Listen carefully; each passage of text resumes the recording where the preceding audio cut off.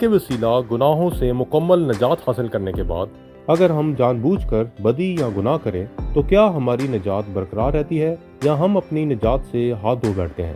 یا آسان لفظوں میں کیا نجات یافتہ مسیحی اپنی نجات کھو سکتا ہے؟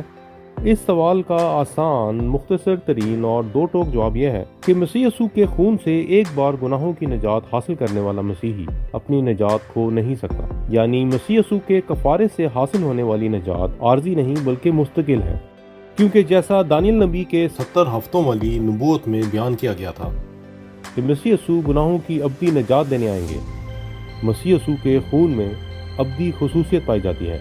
یہ خون بیلوں اور بکروں کا نہیں جس کا اثر کچھ دیر کے بعد ختم ہو جائے، اور اسی بات کا ثبوت ہمیں پہلا یوحنا 5:11 میں بھی ملتا ہے، اور وہ گواہی یہ ہے کہ خدا نے ہمیں ہمیشہ کی زندگی بخشی اور یہ زندگی اس کے بیٹے میں ہے۔ اس آیت میں بتایا گیا ہے کہ ہمیں مسیح یسوع پر ایمان لانے کے وسیلہ ہمیشہ کی زندگی حاصل ہوتی ہے، اور جس کے پاس ہمیشہ کی زندگی ہو وہ مر نہیں سکتا۔ اس میں ایک اور پہلو بھی سمجھنے کے لیے ضروری ہے کہ وہ سب جو بلائے گئے، رومیو 8:30 میں بیان ملتا ہے کہ جن کو اس نے پہلے سے مقرر کیا ان کو بلایا بھی، اور جن کو بلایا ان کو راست باز بھی ٹھہرایا، اور جن کو راست باز ٹھہرایا ان کو جلال بھی بخشا۔ اس آیت میں بھی صاف واضح کیا گیا ہے کہ جتنوں کو خدا نے مقرر کیا وہ سارے کے سارے بالآخر جلال تک پہنچے یا پہنچ جائیں گے۔ ان میں سے ایک بھی ایسا نہیں جو خدا کے ہاتھ سے چھوٹ یا پھسل جائے۔ لہٰذا اسی سوال کا زیادہ بہتر یا قدرن تفصیلی جواب یہ ہے کہ جتنے بلائے گئے ہیں انہوں نے خداوند سے نجات کے ساتھ ساتھ ہمیشہ کی زندگی حاصل کی ہے، اور وہ اپنی نجات کھو نہیں سکتے۔ پالوس رسول یہاں جس بلاہٹ یا بلائے جانے کی نشاندہی کر رہے ہیں، یہ وہی بلاہٹ ہے جب مسیح یسوع نے لازر کو قبر میں سے یہ کہہ کر بلایا کہ اے لازر قبر سے باہر آ۔ خدا کی بلاہٹ زندگی کا آغاز کرتی ہے۔ جو لازر کے ساتھ ہوا وہ ان سب کے ساتھ بھی ہوتا ہے جو بلائے گئے ہیں۔ اسی لیے پالوس رسول پہلا تھسلنیکیوں 5:23-24 میں فرماتے ہیں کہ جو بلائے گئے ہیں وہ قیامت تک کے لیے محفوظ بھی کیے گئے ہیں، اور اسی طرح پہلا کرنتھیوں پہلے باب کی 8-9 میں بھی، جو تم کو آخر تک قائم بھی رکھے گا تاکہ تم ہمارے خداوند یسوع مسیح کے دن بے الزام ٹھہرو۔ اگر خدا نے ہمیں بلایا ہے تو وہ ہم پر ہمیشہ اپنی وفاداری بھی قائم رکھے گا۔ اگر ہم خدا سے بے وفائی بھی کریں تو بھی خدا وفادار ہی رہتا ہے، جیسا کہ رومیو 3:3 میں بھی بیان کیا گیا ہے کہ انسان کی بے وفائی خدا کی وفاداری کو باطل نہیں کر سکتی۔ بعض مسیحوں کا ماننا ہے کہ نجات حاصل کرنا ایک ویکسین کی طرح ہے کہ ایک بار لگا لو تو ہمیشہ کے لیے موت اور ہلاکت سے جان چھوٹ جاتی ہے۔ دراصل یہاں سمجھنے کا انداز یا سوچ کا زاویہ فرق ہے۔ نجات ایسی ہے جیسے ایک ڈاکٹر کسی بیمار کے پاس جائے اور کہے کہ آپ کو فکر کی ضرورت نہیں، میں آپ کے علاج کی پوری گارنٹی یا ذمہ داری قبول کرتا ہوں، اور میں آپ کی مکمل صحت یابی تک آپ کے ساتھ رہوں گا۔ اسی راز کو بہتر طور سے سمجھنے کے لیے یرمیہ نبی کی پیشن گوئی پر غور کرتے ہیں۔ یرمیہ 32:40 کے مطابق، میں ان سے ابدی عہد کروں گا اور ان کے ساتھ بھلائی کرنے سے باز نہ آؤں گا، اور میں اپنا خوف ان کے دلوں میں ڈالوں گا تاکہ وہ مجھ سے برگشتہ نہ ہو۔ خدا ہم سے ابدی عہد کرتا ہے اور عمر بھر ہم پر اپنی بھلائی ظاہر کرتا رہتا ہے، اور ہمارے دلوں میں روح القدس کے ذریعے ہدایت بھی بھیجتا رہتا ہے تاکہ ہم برگشتہ نہ ہوں، یا دوسرے لفظوں میں صلیب کی راہ سے ہٹ نہ جائیں۔ اس سے ظاہر ہوا کہ جب خدا ہماری زندگیوں میں نیا عہد باندھتا ہے تو نہ صرف اس کی حفاظت کرتا ہے بلکہ اس کی پرورش اور نگہداشت بھی خود ہی کرتا ہے۔ اسی لیے پالوس فلپیوں 1:6 میں فرماتے ہیں کہ جس نے تم میں نیک کام شروع کیا وہ اسے یسوع مسیح کے دن تک پورا کر دے گا۔ اور یہودا 24 میں بھی، اب جو تم کو ٹھوکر کھانے سے بچا سکتا ہے اور اپنے پرجلال حضور میں کمال خوشی کے ساتھ بے عیب کر کے کھڑا کر سکتا ہے۔ ان سب حوالہ جات سے ہم نے یہ سیکھا کہ خدا جنہیں چنتا ہے اور جنہیں دنیا کی بھیڑ میں سے الگ کرتا ہے ان کے ایمان اور نجات کی حفاظت بھی خود ہی کرتا ہے، اور وہ لوگ خدا کے ہاتھ سے پھسل نہیں سکتے۔ اس کے علاوہ ہمیں اکثر ایسے مسیحی بھی ملتے ہیں جو ایک زمانے میں بہت خدا کے قریب تھے، مگر اب ان کی زندگی خدا سے دور اور گناہ کی گہرائیوں میں ڈوبی ہوئی ہے۔ اگر تو وہ خدا کے پلان میں ہیں تو چاہے جتنا بھی دور خدا سے نکل جائیں خدا انہیں واپس لے آتا ہے، اور اگر وہ خدا کے پلان یا بلائے ہوئے میں سے کبھی تھے ہی نہیں تو یقیناً وہ تاریخی میں ہی رہیں گے اور ہمیشہ کی تاریخی میں چلے جائیں گے۔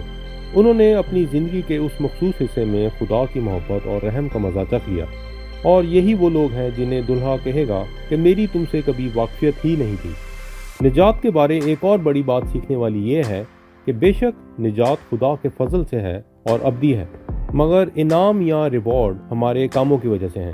پالوس رسول ہمارے اچھے یا برے کاموں کی 6 مختلف طرح سے درجہ بندی کرتے ہیں، جس کا بیان ہمیں پہلا کرنتیوں 3:12 سے 15 تک میں ملتا ہے۔ اس آیت میں سونا، چاندی اور قیمتی پتھر یعنی خدا کی بادشاہی کے کام، نجات کے کام اور انسانی بھلائی کے کام، اور اس کے علاوہ لکڑی، گھاس اور بھوسا یعنی جسمانی کاموں کے 3 لیول بیان کیے گئے ہیں، جنہیں قیامت والے دن آگ بھسم کر دے گی، یعنی جسمانی کاموں کا ریکارڈ ختم ہو جائے گا، جبکہ بادشاہی کے کام قائم رہیں گے۔ فرض کریں کہ کوئی آدمی کسی عورت کی جان اس نیت سے بچاتا ہے کہ اسے انجیل کی خوشخبری سنائے اور اس کی روح خداوند کی بادشاہی کے لیے جیت لے، تو اس کا یہ عمل سونے یا چاندی کی درجہ بندی میں گنا جائے گا، جبکہ وہی عمل اگر اس نیت سے کیا جائے کہ عزت بچانے کے بعد اسی عورت کو اپنے مقصد کے لیے استعمال کرے گا، تو وہی عمل سونا چاندی نہیں بلکہ گھاس پھوس کے زمرے میں آئے گا۔ اس سے یہ ظاہر ہوا کہ اجر یا انعام کا دار و مدار اعمال یا کاموں پر ہے، اور اعمال کا دار و مدار نیتوں پر ہے۔ خدا نے اپنے رحم و کرم سے بہت بڑی مقدار میں ہوا ہمارے ارد گرد موجود رکھی ہوئی ہے۔ اسی ہوا میں سے ہم اپنی ضرورت کے مطابق سانس کھینچ کر استعمال کر لیتے ہیں۔ اس مثال سے ہم نے یہ سیکھا کہ خدا کا فضل ہماری ضرورتوں کے وزن یا سائز کے مطابق نہیں، بلکہ ہماری ضرورت سے بہت بڑھ کر ہوتا ہے۔ اسی طرح خدا نے مسیح یسوع کے کفارے کے ذریعہ ہمارے گناہ کی پوری قیمت ہی نہیں بلکہ اوور پیمنٹ کی ہے۔ اس اوور پیمنٹ کو ایک مثال سے سمجھا جا سکتا ہے۔ فرض کریں کہ آپ نے کسی سے 10,000 روپیہ ادھار لیا ہے۔ اگر آپ وقت مقررہ پر اپنا قرض ادا نہ کر سکے تو یہ ایک انسانی فطرت ہے کہ آپ اس شخص کا سامنا کرنے سے کترائیں گے یا اسے اوائڈ کریں گے۔ بالکل اسی طرح گناہ بھی ہماری روحوں پہ قرض کی طرح رہتا ہے، جو ہمیں ملامت کرتا رہتا ہے، اور اس ملامت کی وجہ سے ہم خدا سے کترانا یا خدا کی حضوری سے بھاگنا شروع کر دیتے ہیں۔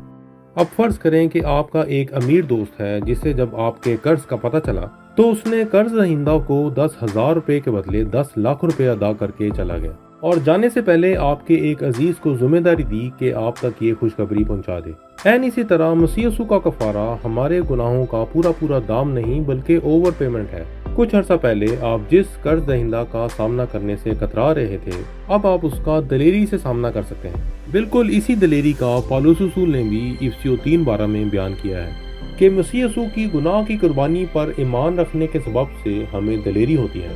یہاں ایک اور بات بھی سمجھنے والی یہ ہے کہ آپ کے امیر دوست نے آپ کے جس عزیز کو ذمہ داری دی تھی کہ قرضے کی ادائیگی کی خبر آپ تک پہنچا دے، اگر آپ کے اس عزیز نے دیانتداری سے اپنی ذمہ داری پوری کی ہے تو آپ کے دل سے قرضے کی ندامت اور شرمندگی مکمل طور سے ختم ہو جائے گی، اور آپ کا دل آپ کے امیر دوست کے لیے شکر گزاری سے بھر جائے گا۔ اس کے برعکس اگر آپ کے اس عزیز نے جسے آپ کو اطلاع دینے کی ذمہ داری سونپی گئی تھی، اگر وہ شخص آپ کو خوشخبری سنانے کے بجائے آپ سے یہ کہے کہ قرض تو شاید ادا ہو گیا ہے، مگر آپ کے لیے سیف سائڈ کے لیے بہتر ہے کہ آپ اپنی طرف سے قرض ادا کرتے رہیں، اس طرح کے بیان یا کنفیوزنگ سٹیٹمنٹ سے واضح ہے کہ آپ کے عزیز نے اپنی ذمہ داری پوری طور سے نہیں نبھائی۔ آپ کے اس عزیز نے آپ کو شک کی حالت میں ڈال دیا ہے، جس کی وجہ سے آپ کی روح پر قرض کی ملامت اسی طرح قائم رہے گی۔ بعض مسیحوں کا یہ بھی ماننا ہے کہ اگر ہم اپنی طرف سے زیادہ نیکیاں اور کم سے کم گناہ کرنے کی کوشش کریں تو شاید خدا ہماری نیکیاں کرنے کی کوشش کو دیکھ کر ہمارے گناہ بخش۔ بائبل کی کوئی ایک آیت بھی ایسے ایمان کی تائید نہیں کرتی۔ جب بیابان کے سفر کے دوران بنی اسرائیلی موسیٰ سے شکایت کرنے لگے تو خدا نے لوگوں میں جلانے والے سانپ بھیجے، انہوں نے لوگوں کو کاٹا اور بہت سے اسرائیلی مر گئے۔ اس پر اسرائیلی موسیٰ کے پاس آئے اور گناہ کا اقرار کر کے معافی مانگنے لگے، تو موسیٰ نے خدا کی ہدایت کے مطابق پیتل کا ایک سانپ بنا کر لکڑی پر لٹکا دیا۔ اب جو بھی اس سانپ کو دیکھتا وہ شفا پا جاتا، چاہے اس کے زخم چھوٹے ہوں یا بڑے، کم ہو یا زیادہ۔ ہر طرح کے زخم کے لیے صرف ایک ہی شرط تھی کہ لکڑی پر لٹکے پیتل کے سانپ پر نظریں جمائے رکھیں اور شفا پائیں۔ اسی طرح ہمیں بھی صلیب کی طرف تکتے رہنے کی ہدایت دی گئی ہے۔ ہمارے گناہ چاہے کم ہوں یا زیادہ، چھوٹے ہوں یا بڑے ہوں، اگر ہم اپنے گناہوں کو ہی دیکھتے رہے تو کبھی نجات حاصل نہیں کر سکتے۔ ہمیں ہمارے گناہوں سے کامل نجات کے لیے صلیب پر نظریں جمائے رکھنے کی ہدایت دی گئی ہے۔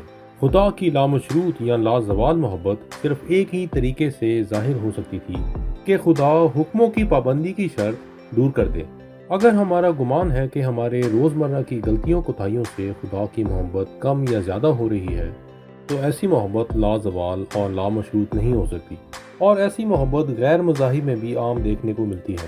ہمیں آج اپنی زندگیوں میں ایک فیصلہ کرنا ہے کہ خدا ہماری ذات سے کس چیز کا مطالبہ کرتا ہے، یا خدا کو ہماری زندگیوں سے کیا چاہیے۔ کیا خدا کو ہم سے ایسی زندگی چاہیے جو 100% گناہوں سے پاک ہو؟